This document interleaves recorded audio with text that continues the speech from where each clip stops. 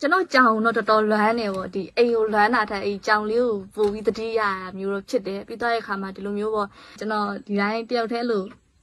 ချောင်ပိတ်နေတယ်လို့ဖြစ်နေပြီဆိုကျွန်တော်ကြောင်လွမ်းနေအဲ့လိုတော့အိမ်မှာဆိုရင်လို့ကိုကစိတ်ညစ်နေပြီဆိုတော့ဘေးကိုလာပြီးတော့လာခွေပြီးအိမ်နေတာအဲ့လိုဆိုအနေနဲ့အများတက်တာသွားရလေအဲကြောင့်လို့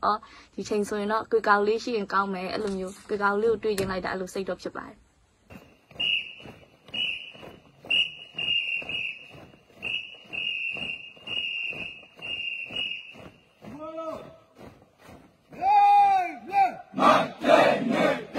နမေကတော့ဒီမှာတော့ဆန်လို့ပဲခေါ်ကြပါတယ်အသက်ကတော့22နှစ်ပါ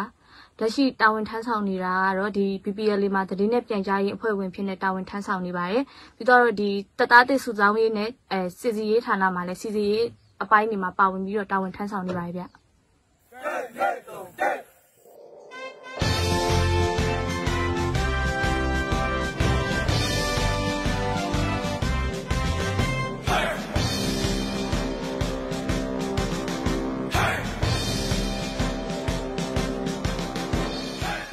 အာနာစသိန်းတော့မယ်လို့တငယ်ချင်းကတော့သူပြောတယ်ပေါ့ဒီအာနာသိန်းဖို့ဖြစ်မယ်နဲ့တူတယ်အဲ့လိုပြောတယ်အဲ့တော့ကျွန်တော်တို့ဒီတိုင်းပဲအေးဆေးပဲပေါ့အဲ့တော့လူငယ်ကြီးဆိုတော့ဒီတိုင်းနေတယ်အဲ့အာနာသိန်းတဲ့အချိန်တော့ကလည်းကျွန်တော်တို့ဒီရန်ကုန်ထဲမှာမဟုတ်ဘူးတခြားနေရာရောက်နေရပေါ့အဲ့လိုမနက်အစောကြီးဖုန်းလိုင်းတွေပျောက်သွားတယ်ပျောက်သွားပြီးမနက်အဲ့လို9နာရီ10နာရီလောက်ကြတော့မှအဲ့ဒီ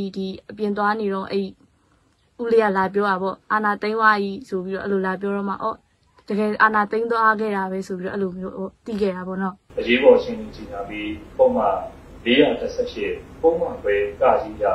နိုင်ငံတော်ဤဥပဒေပြုရေးအုပ်ချုပ်ရေးနဲ့တရားစီရင်အာဏာတို့ကိုတမတော်ကာဝေးစုချုပ်ထံတွဲအပ်တာဝန်ပေးရတဲ့အကြောင်းချက်ပြောကြပါမယ်ဒါကြီးကမမှန်ဘူးပေါ့မမှန်ဘူးမမှန်ကန်တဲ့လုပ်ရက်လို့ကျွန်တော်ထင်တယ်အဲကြောင့်မလို့ဒီအာဏာသိမ်းတဲ့အချိန်မှာဒါကတော့ငါတို့ဒီတိုင်းနေလို့တော့မဖြစ်ဘူးပေါ့ငါတို့တက်နိုင်တဲ့လောက်တော့တရားကိုတော်လမ်းမဖြစ်မယ်ဆိုတဲ့အတွေးနဲ့ကျွန်တော်အဲ့လိုဆန္ဒပြရတဲ့မှာပါဝင်နေပေါ့ပြီးတော့ဒီဆန္ဒပြတာတွေအဲ့ click လုပ်တာတွေအဲ့ထောက်ဖို့လုပ်တာတွေအကုန်လုံးကျွန်တော်ဒီတက်နိုင်တဲ့လောက်ပါဝင်ခဲ့ပါတယ်ကျွန်တော်တို့ရပိုင်ခွင့်ရှိတဲ့အဲ့လိုလူအခွင့်အရေးချိုးဖောက်မှုတွေလည်းဖြစ်တယ်ပြီးတော့ဒီလူငယ်တွေအတွက်ဆိုလဲအဲ့တုန်းကဆိုရင်ကျွန်တော်တို့ပြပကြီးလည်းသွားလို့မရတော့ဘူးပြပလူတွေကလည်းဒီကိုပြန်လာလို့မရတော့ဘူးဖြစ်တယ်လေအဲအားကြောင့်မလို့ပေါ့ဒီတိုင်းဆက်သွားနေတော့အဆင်မပြေဘူးဆိုပြီးတော့တော်လန်ဖို့ဆုံးဖြတ်ခဲ့တာပါကျွန်တော်ဒီလိုမျိုးလက်နက်ကင်ပြီးတိုက်မှဖြစ်တော့မယ်ဆိုတဲ့အတွေးဝင်ခဲ့လို့ပေါ့နော်ဘာလို့ဒီလိုမျိုးတွေးခဲ့လဲဆိုတော့လေဒီကျွန်တော်တို့ဒီအရှိမဆိုလဲလို့ဆန္ဒပြရဲဒီ channel လို့ CDN လုပ်တဲ့ဟာတွေလုပ်တယ်ကျွန်တော်တို့ဒီအဆင်ပြေအောင်ပေါ့ဒီငိမ့်ချမ်းဆုံးနည်းနဲ့ဒီတော်လိုင်းရေးကိုပြီးအောင်လို့ကျွန်တော်တို့ဆောင်ရွက်ခဲ့တယ်ဒါပေမဲ့အဆင်မပြေတော့ဘူးပေါ့ကျွန်တော်တို့ဒီပြည်သူတွေဆိုလဲတည်တယ်သူတို့ရဲ့အသက်အိုးအိမ်တွေဆုံးရှုံးရတာမျိုးတွေပြီးတော်လိုင်းမှာပါဝင်နေတဲ့လူတွေရဲ့အသက်တွေဆုံးရှုံးရတာမျိုးတွေကျွန်တော်တို့ပေးဆက်ရတာမျိုးတွေရှိလာတယ်ပေါ့ရှိလာတဲ့အခါမှာငါတို့ဒီတိုင်းသွားနေလို့တော့မဖြစ်တော့ဘူးဒီလက်နက်ကင်ပြီးတိုင်မှရတော့မယ်ဆိုတဲ့အတွေးကြောင့်ကျွန်တော်ဒီလက်နက်ကင်မှုဆုံးဖြတ်ခဲ့ရပါPLA တရားတော်စစ်တော်ကြီးမတရားအတွက်တပ်ပေးစမဲ့တရေကောင်အာဇာနည်အာနာရှင်စနစ်မြစ်ပြတ်တိုက်ထုံကြီးဘလို့အခက်ခဲရှိခဲ့လဲဆိုတော့အဓိကတော့ခန္ဓာကိုယ်ပိုင်းဆိုင်ရာအားနေတာပေါ့ကျွန်တော်တို့ဒီမျိုးပေါ်မှာပဲဒီတိုင်းနေနေတဲ့သူဆိုတော့အဲ့လိုခရီးချမ်းနေသွားရတဲ့အခါမျိုးတို့အဲ့လိုမျိုးအခါမျိုးမှာကျွန်တော်ခက်ခဲတာပေါ့နော်သူများတွေနဲ့ရှင်ပြီးမလုံနိုင်တဲ့အရာမျိုးတွေရှိတယ်ပြီးသွားတဲ့အခါမှာဒီကျွန်တော်တို့ဒီတခြားအဖွဲ့အစည်းတခြားလူတွေနဲ့ပေါင်းသင်းဆက်ဆံရတဲ့အချိန်မှာပေါ့ဒီဖိုးရတော့လှမ်းမှုတွေပေါ့အဲ့လိုမျိုးဟာတွေတော့ကြုံခဲ့ရပါတယ်ဟုတ်အဓိကတော့ကျွန်တော်ကအဲ့လိုနှလုံးအားနေတဲ့ခါကျတော့အဲ့လိုအရန်ပြေးတဲ့အလွှားတဲ့အခါမျိုးဆိုရင်အရန်လှုပ်လို့မရဘူးအဲ့လိုမျိုးဆိုရင်အဲ့လိုအများကြီးလေးပပင်းနေတဲ့အလေးမားရဲ့ခါမျိုးမှာကျွန်တော်မမနိုင်တာမျိုးတွေဖြစ်တယ်ပြီးသွားတဲ့အချိန်မှာကျွန်တော်ရဲ့ဓာန်ပေါ့ဒူးဓာန်ကလည်းရှိတဲ့အတွက်ကြောင့်မလို့အဲ့လိုမျိုးသူများနဲ့ထန်တူမလုံနိုင်တာမျိုးတွေရှိခဲ့တယ်ပေါ့ပြီးသွားတဲ့အခါမှာဒီကျွန်တော်တို့ဒီ main ကလေးဖြစ်တဲ့အတွက်ကြောင့်မလို့ဒီကနေပြီးတော့ဒါနေက main ကလေးပဲမလုံနဲ့ထားလိုက်ငါတို့ပဲလုံမယ်ဆိုပြီးတော့အဲ့လိုမျိုးကျွန်တော်တို့လုပ်ငန်းခွင်ဒီလိုတိဆောက်ရေးမှာပေါ့ဖယ်ထားခဲ့တာမျိုးတွေကျွန်တော်တို့နဲ့ဆိုရင်အလုပ်မလုပ်ချင်တာမျိုးတွေသူတို့က main ကလေးတွေပဲဘယ်လောက်လုံနိုင်မှာမဟုတ်လို့လဲကိုယ့်ဘာသာကိုယ်ပဲလုပ်လိုက်မယ်ဆိုပြီးတော့အဲ့လိုမျိုးအထင်သေးခံရတာမျိုးတွေတော့ကြုံခဲ့ရပါတယ်အဲ့ဒါတွေကတော့တော်တော်ခက်ခဲခဲ့ပါတယ်ပေါ့နော် မျိုးသမီးတယောက်ဖြစ်နေတဲ့အတွက်ကြောင့်ရောကျွန်တော်ရဲ့ကိုယ်ပိုင်ဒီခန္ဓာကိုယ်ကလည်းဝိဖြစ်တဲ့အတွက်ကြောင့်ရောပေါ့ကျွန်တော်ဒီတခြားသူတွေနဲ့ line မလုံးနိုင်အရာမျိုးတွေရှိခဲ့တယ်ပြီးတော့ဒီလိုမျိုးပေါ့ကျွန်တော်တို့လူဘောင်းစုံနဲ့ထိတွေ့ရတဲ့အခါမျိုးကြတော့ပေါ့နော်ဒီအမျိုးသမီးဆိုပြီးတော့သူတို့ရဲ့အထင်သေးတာတွေကျွန်တော်အနေနဲ့ပြောရမယ်ဆိုရင်တော့ဒီအစာပိုင်းပေါ့နော်အစာပိုင်းဆိုတာကလည်းဒီကျွန်တော်တို့လူကဘောင်းဆောင်ကိုအဲ့ကြတော့သူတို့မှမသိသေးတဲ့အရာတွေလည်းရှိတယ်ဒီအမျိုးသမီးတယောက်ကဒါကိုလုံးနိုင်လားမလုံးနိုင်ဘူးလားဆိုတဲ့အရာမျိုးထက်သူတို့အရင်တည်းကသူတို့ကိုလွှမ်းမိုးခံရတဲ့အရာတွေပေါ့နော်အဲ့အရာတွေကြောင့်သူတို့ကဒီလိုမျိုးဆက်ဆံနေဒါပေမဲ့ကျွန်တော်တို့နောက်ပိုင်းမှာဆိုရင်ကျွန်တော်တို့ဒီတက်တော်ထဲမှာဆိုရင်ပြန်ပြီးတော့သင်တန်းပေးတာမျိုးတွေရှိတယ်ပေါ့ဒီ gender equality နဲ့ပတ်သက်ပြီးဒါမှမဟုတ်ဒီ feminism နဲ့ပတ်သက်ပြီးအဲ့လိုမျိုးသင်တန်းပေးတဲ့အခါမျိုးမှာတော့ဒီလိုမျိုးဒီပါနောက်စော်ကားတာတွေအမျိုးသမီးတွေရဲ့လှုပ်ဆောင်နိုင်စွမ်းတွေကိုမယုံမကြည်ဖြစ်တာမျိုးတွေကတော့မရှိတော့ပါဘူးဟုတ်အမျိုးသမီးမှမဟုတ်ဘူးအမျိုးသားမှမဟုတ်ဘူးဒီတော်လှန်ရေးမှာဘယ်သူမှဆိုဒီပါဝင်ရမယ်လို့ကျွန်တော်ထင်တယ်ပေါ့နော်အမျိုးသမီးရေခန္ဓာဆိုလေအရေးပါတယ်ဒီတော်လှန်ရေးမှာမဟုတ်ခဲနဲ့ကျွန်တော်တို့တခြားအခန်းကဏ္ဍတွေမှာဆိုလေဒီအမျိုးသမီးတွေကိုဦးစားဟိုပေါ့အမျိုးသမီးတွေမလုံနိုင်ဘူးဆိုတာမျိုးမတွေးပဲနဲ့သူတို့လည်းငါတို့လိုပဲလုံနိုင်နေဆိုတာမျိုးပေါ့သူတို့လည်းအဲ့လိုမျိုးဥဆောင်မှုပိုင်းတွေမှာဖြစ်ဖြစ်ဒီလိုမျိုးအုပ်ချုပ်ရေးပိုင်းတွေမှာဖြစ်ဖြစ်သူတို့အခွင့်အရေးပေးသင့်တယ်လို့ကျွန်တော်ထင်ပါတယ်ဘာလို့လဲဆိုတော့ဒီအမျိုးသမီးလည်းလူပဲအမျိုးသားလည်းလူပဲလေနော်အမျိုးသမီးတွေနဲ့ပတ်သက်ပြီးတော့ဟိုကျွန်တော်တို့ဘယ်လိုပြောမလဲပုံစံကတည်းကအတွေးတွေကိုပေါ့နော်ထားခဲ့လိုက်ပါတော့ပေါ့ဒီကျွန်တော်တို့အခုတော်လန်ရေးဆိုတာလေဒီစစ်ကောင်စီပြုတ်ကြဖို့အတွက်ပဲမှမဟုတ်ဘဲဘူးကျွန်တော်တို့ဒီအကုန်လုံးဒီ system တစ်ခုလုံးတော်လန်ရမှာဖြစ်တဲ့အတွက်ကြောင့်မလို့အမျိုးသမီးတွေကိုလည်းအခွင့်အရေးပေးတင်တယ်အမျိုးသမီးတွေကလည်းဥဆောင်နိုင်တယ်ဆွမ်းဆောင်နိုင်တယ်လှုပ်ဆောင်နိုင်တယ်ဆိုတာမျိုးပေါ့အဲ့ဒါမျိုးသူတို့စိတ်လေးတဲ့အတိဝင်စေချင်ပါတယ်လို့ဟုတ်ပေါင်းစည်းလို့ညီညာတွေ့လမ်းမြဲတည် Federation နဲ့ငါတို့ထူးဆန်းပြီအဲ့ဒီပေါ့ကျွန်တော်ဒီတက်ထဲကိုမဝင်ခင်တော့ဆိုကျွန်တော်ဒီနိုင်ငံရေးနဲ့ပတ်သက်တာဘာမှမသိဘူးအိမ်ကလည်းကျွန်တော်အဲ့လိုနိုင်ငံရေးနဲ့ပတ်သက်တာမလုပ်ခိုင်းဘူးပေါ့နော်ဒီဆန္ဒပြတဲ့အချိန်မှာတော့ဆိုရင်တော့မှအမေကလိုဆန္ဒထွက်မပြနဲ့တော့အဲ့လိုမျိုးဟိုပိတ်ခဲ့တာပေါ့နော်ဒါပေမဲ့ကျွန်တော်ဒီထဲကိုရောက်လာတဲ့အခါမှာကျွန်တော်တို့ဒီနိုင်ငံရေးနဲ့ပတ်သက်တဲ့ဟာတွေဒီလိုသင်တန်းတွေပေးတဲ့အခါမှာဟိုပေါ့အရန်ကောင်းတယ်ပေါ့ဘာလို့လဲဆိုတော့ကျွန်တော်မသိခဲ့တဲ့အရာတွေကိုကျွန်တော်လေ့လာခွင့်ရတယ်သိခွင့်ရတယ်ပြီးတော့အခါမှာဒါငါတို့တက်တော်ကသွားနေတဲ့လ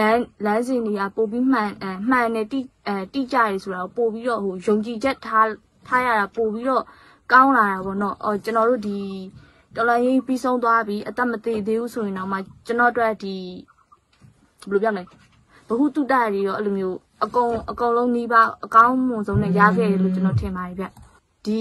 ီရောက်ပြီးတော့မှဟိုဒီမှာဆိုဗျာကျွန်တော်တို့သစိမ်းနေကြီးပဲစုထားတဲ့အဖွဲ့အစည်းပေါ့နော်သူ့အကြောင်းလည်းကိုမသိဘူးကို့အကြောင်းလည်းသူမသိဘူးဒါပေမဲ့တကယ်လို့ကျွန်တော်တို့ဒီမှာအနေရည်ကြုံတွေ့တဲ့အခါမှာဒီလိုအခက်အခဲတွေကြုံတွေ့တဲ့အခါမှာသစိမ်းနေဆိုပေမဲ့တယောက်နဲ့တယောက်ကိုအရန်မော့ကာကွယ်ပေးကြရတယ်ဆောက်ရှောက်ပေးကြရတယ်ပေါ့ဒီတော်လန်ရေးညီကိုတွေကတော်တော်လေးကိုဟိုကိုယ့်ရဲ့ဟိုမိသားစုဝင်မျိုးကိုနွေးနွေးထွေးထွေးဆောက်ရှောက်ပေးကြရပေါ့အဲ့ဒါနဲ့ပတ်သက်ပြီးကျွန်တော်တော်တော်အံ့ဩခဲ့ရပါတယ်ဟုတ်ကျွန်တော်တို့ဒီရဲဘော်တယောက်ကကျွန်တော်တို့ဒီအရှိမထိသွားတဲ့အခါမျိုးမှာဆိုကျွန်တော်တို့ဟိုတရင်ကတော့ကျွန်တော်တို့ကဒီတတ်သက်ချက်အရာမသိရတဲ့အရာမျိုးရှိရဗျာအဲ့လိုအခြေအနေမျိုးမှာတော့မှကျွန်တော်တို့ကသူ့အတွက်ငါတို့ဘာလုပ်ပေးနိုင်မလဲဆိုတာမျိုးပေါ့သူ့အတွက်ဆိုပြီးကျွန်တော်တို့ဝမ်းနေတာမျိုးတွေအဲ့လိုရဲဘော်တွေထဲမှာဆိုလို့ထမင်းမစားတော့တာမျိုးတွေပေါ့အဲ့လိုမျိုးဒီတယောက်နဲ့တယောက်လို့အရန်ဒါဆိုကျွန်တော်မကြုံဘူးဗျာကျွန်တော်ဟိုအပြင်မှာဆိုဒီလောက်ထိအဲ့လိုမျိုးတငယ်ချင်းကအဲ့လောက်ထိမပေါင်းဖြစ်ဘူးအဲ့ကြဒီမှာအဲ့လိုမျိုးနှွေးထွေးရဲ့ခံစားချက်ရတဲ့အခါမှာပေါ့ဒါငါတို့ကတော်တော်လေးဒီ online ရေးရငါတို့အဆင်ပြေနဲ့ဒီဟိုကြာသားလိမ့်မယ်ဒါပေမဲ့ငါတို့ကဒီလိုမျိုးနွေးနွေးထွေးထွေးနဲ့ဆက်ဆံခံရတယ်အဆင်ပြေနဲ့ပြီးသွားမယ်လို့ကျွန်တော်တဖြည်းဖြည်းယုံလာတယ်ပေါ့နော်ဒီသစိမ်းအနေနဲ့ပတ်သက်ပြီးတော့လေအဲ့လိုယုံကြည်မှုတွေကနည်းနည်းပုံများလာတာပေါ့နော်ကိုဟေးနေရဘလို့ဖြစ်လဲကိုဟေးကိုမမဝတ်ကျနေပြီဆက်လာလေကျတယ်ဆေးဘွဲ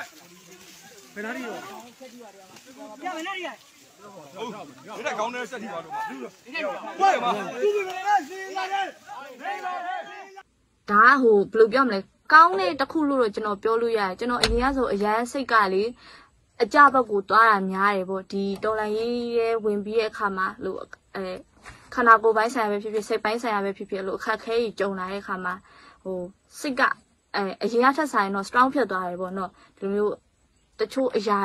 ပိုပြီးစိတ်ရှည်လာတာမျိုးတွေအဲ့လိုမျိုးဒီလိုအရာဆိုရင်တော့ဒါမဖြစ်သေးတဲ့အရာမျိုးပဲဒီတော်လိုင်းရေးနဲ့ပတ်သက်ပြီးတော့ဒီနိုင်ငံရေးအကြောင်းတွေဆိုလဲကျွန်တော်တို့အရင်ကမသိခဲ့ရတဲ့အရာမျိုးတွေကိုပို့ပြီးတော့သိခွင့်ရတယ်ပြီးရင်တချို့အရာတွေဆိုလဲပို့ပြီးလေ့လာခွင့်ရတဲ့အရာမျိုးတွေရှိရပေါ့ကြောင့်မလို့အစိုးရအကောင့်တစ်ခုအနေနဲ့အဲ့ဒါကိုတော့ပြောပြချင်ပါတယ် Ready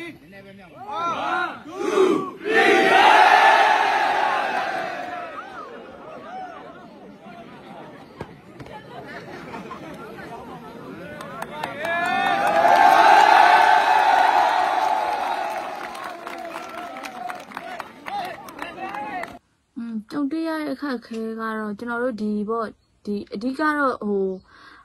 ရိတ်ခါပိုင်းနဲ့ပတ်သက်ပြီးတော့ဗောနော်ကျွန်တော်တို့ဒီမှာရဲဘော်တွေကအများရန်တိုးပွားနေတဲ့ကြောင့်မို့ကျွန်တော်တို့ရိတ်ခါအခက်အခဲတွေရှိတယ်စီးပွားအခက်အခဲတွေရှိတယ်ဗောနော်ပြီးတော့ကျွန်တော်တို့အခုဆိုလဲမဲကမ်ပိန်းရောင်းချနေတာရှိတယ်အဲ့ဒီမဲကမ်ပိန်းရဲ့အဓိကရွေချက်ကလည်းကျွန်တော်တို့ဒီတက်တော်မှာဒီ drone တက်ဆင်ဖို့အတွက်ဗောနော်အဲကြောင့်မို့လို့ဒီဘယ်လိုပြောမလဲကျွန်တော်တို့ဒီထောက်ပံ့မှုတွေကတော့လိုအပ်နေတာပါပဲဒီရိတ်ခါပိုင်းမှာပဲဖြစ်ဖြစ်ဒီစေဝါပိုင်းမှာပဲဖြစ်ဖြစ်ကျွန်တော်တို့ဒါမှမဟုတ်ဒီရိတ်ခါပိုင်းမဟုတ်တဲ့ဒီရဲဘော်တွေရဲ့ဒီချက်ဝစ်တန်းစာစင်ရင်မှုတွေလက်နက်တဆင်မှုတွေပေါ့နော်အဲ့မှာတော့ဟိုအခက်ခဲအချို့တော့ရှိပါတယ်ခင်ဗျဟုတ်ပြည်သူအတွက်ပြည်သူစစ်တီငါတို့ချီလာပြီ BPOA တရားတော်စစ်တော်ကြီးအမှန်တရားအတွက်တပေးစမဲ့သူရဲ့ကောင်းအာဇာနည်အာနာရှင်နဲ့မြစ်ပြတ်တိုက်ထုတ်ပြီဟုတ်ကဲ့ပြည်သူတွေဆိုကျွန်တော်တို့ဒီတော်လန်ရေးကအချိန်တစ်ခုကြာလာပြီပေါ့နော်ကြာလာတဲ့အချိန်မှာဟိုကျွန်တော်တို့